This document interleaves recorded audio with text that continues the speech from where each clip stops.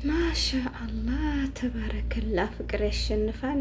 ሄርሜላዬ እኔ ደርባባ ማለት ነው። እንኳን ደስ አለሽ። እኔ ግን እስከ ዛሬ ቀልድ ነበር የሚመስለኝና ዛሬ ነው እውነት የመሰለኝ ቀለበቷን ስትለብስ ማለት ነው። አሰላሙ አሌይኩም ወራህመቱላሂ ወበረካቱሁ።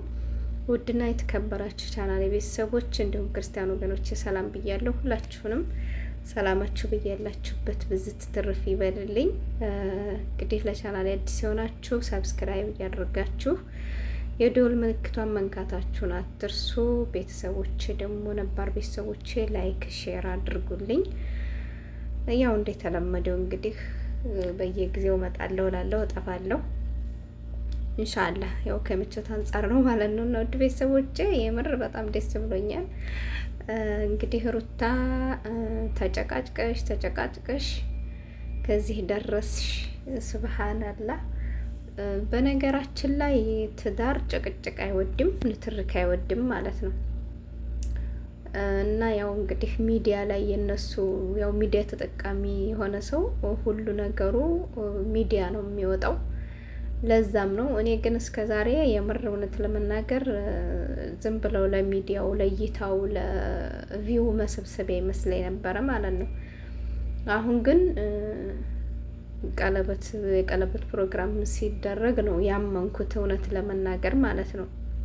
አሁን ላይ እንግዲህ እምነት አለኝ ደግሞ ከዚህ በላይ አላቅም እንጂ ግን ሩታ የምር አብረሽ እስከ ዛሬ ታግሷን ይወድሽ ነበር ያፈቅርሽ ነበር በፊት።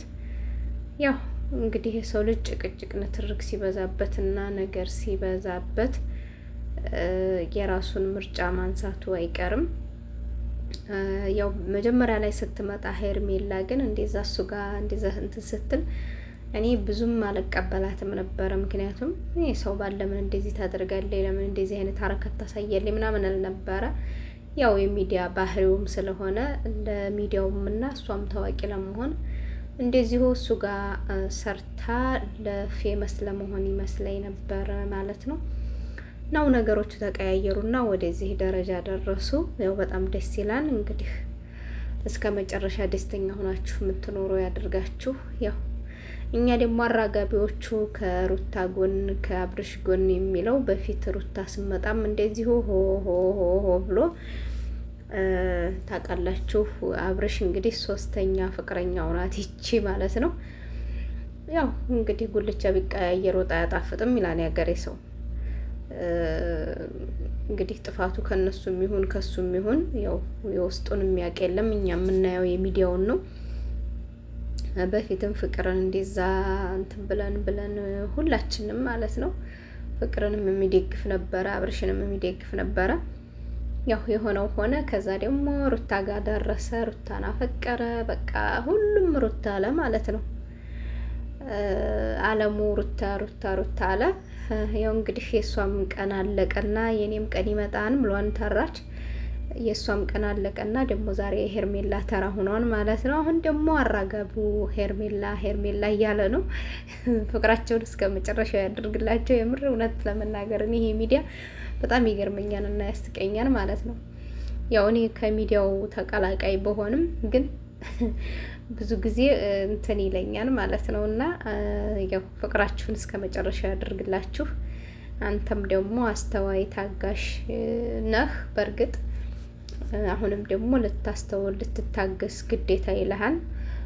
ልጅ እየተወለደ በየቦታው ልጅ እየተጣለ አይከዲም እና ትሁት ታጋሽ ትዕግስት ብዙ ነገር እንትን ይላል። መታገስ ከሁሉም ነገር ያደርሳል። ታጋሽ ሆነ። ወንድ ልጅ ታጋሽ ነው። አንተም ደግሞ ታጋሽ ሆነ እላለሁኝ።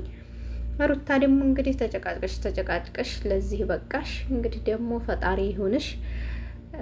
አሁንም ደግሞ ድጋሚ አርግዣለሁ እያለኝ ነው። እንግዲህ በሰላም ትውለድ፣ ልጆቿን ታሳድጋለች ማለት ነው።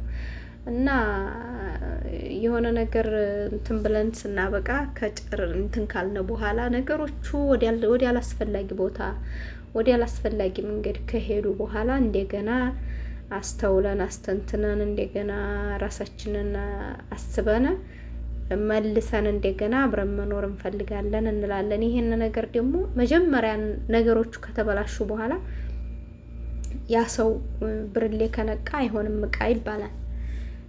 በእውነቱ ከሆነ ማለት ነው። ያን ሰው ልቡ ከተሰበረ በኋላ ብዙ ነገሮችን ካበለሻሻችሁ በኋላ እንደገና አብረን እንኑር የሚለው ነገር ለእኔ ለራሴ አይዋጥልኝም ማለት ነው። ምክንያቱም ይሄ ነገር በሀቂቃው የሚሰራ ስለሆነ ግዴታ የነሱ በሚዲያ ስለሆነ እንጂ በየሁላችንም በየአንዳንዳችን ቤት ስለሚያንጸባርቅ ይሄ ነገር በየሁሉም ቤት ሚዲያ ያላየው ነፍ ቤት ነው የሚኖረው እንደዚህ አይነት ነገር ማለት ነው። ስለዚህ መጀመሪያ ቅድሚያ ባልተቤቴን ምን ያስቆጣዋን ወይም ደግሞ ባልተቤቴን ምን ያስቆጣታን፣ ምን ያስቀይማታን ለምንናገራቸውም ነገሮች እያስተዋልን ለምንሰራቸው ስራዎችም እያስተዋልን ያ ሰው 30 ጊዜ ታጋሽ ቢሆንም የውመላያም ያን ሰው በየጊዜው በየምትናገሯቸው በየምትሰሯቸው ስራ በየምታንጸባርቋቸው ነገሮች ነጥብ እየያዘ ነው የሚሄደው ማለት ነው። ገባችሁ?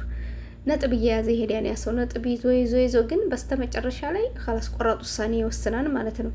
የመጨረሻ ቆራጥ ውሳኔ ይወስንና ያ ሰው خلاص በቃኝ ይሄንን አይነት ህይወት ብሎ ከዛ ህይወት መውጣት ነው የሚፈልገው። ይወጣንም ማለት ነው። ቢወድም በውድ ቢጠላም በግድ ይወጣል። አሁን ሩታ እንደዛ ነው የሆነችው ማለት ነው። ሩታ አሁን خلاص በፊት አበለሻሽታ እናታረነ ጭቅጭቃ ሰውየው ወደ ቆራጥ እርምጃ ሲቆርጥባት አሁን እንደገና እሷ ተመልሳለች ማለት ነው። ለበቀልም ይሁን ለምንም ይሁን አላውቅም፣ ግን ሲያዋት ለበቀል ትመስላለች ማለት ነው። ይሄን ነገር ደግሞ በትዳር መካከል በቀል አይሰራም።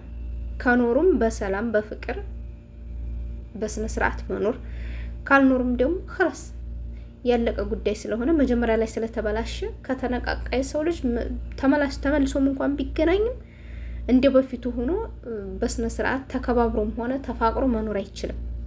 ምክንያቱም ተናቅቷና ያላስፈላጊ መንገድ ጀምሯና ከመጀመሪያው ተመልሰን እንደ በፊቱ እንሁን ቢባል አይሆንም።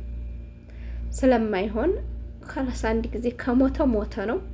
አንቺም ደግሞ ፈጣሪ ይርዳሽ። ካሁን በኋላ የምትፈልጊው ህይወት ካለሽ ህይወትሽን መስርተሽ መኖር ነው። አብርሽ ደግሞ እንግዲህ ህይወቱን ጀምሯል። እንግዲህ ተባረከ ያድርግላችሁ እላለሁኝ። ታምራላችሁ። ሄርሜላ ደርበብ ያለች ልጅ ናት፣ ደስ ትላለች። ያው እስከ መጨረሻው ያድርግላችሁ፣ የምትስማሙ የምትወልደው ያድርጋችሁ እያልኩኝ የዛሬው ቪዲዮ ይሄን ይመስል ነበረ። በሌላ ቪዲዮ እስከምንገናኝ ሁላችሁም ሰላማችሁ ብዝት ይበልልኝ። ላይክ ሼር ማድረጋችሁን አትርሱ ቤተሰቦች።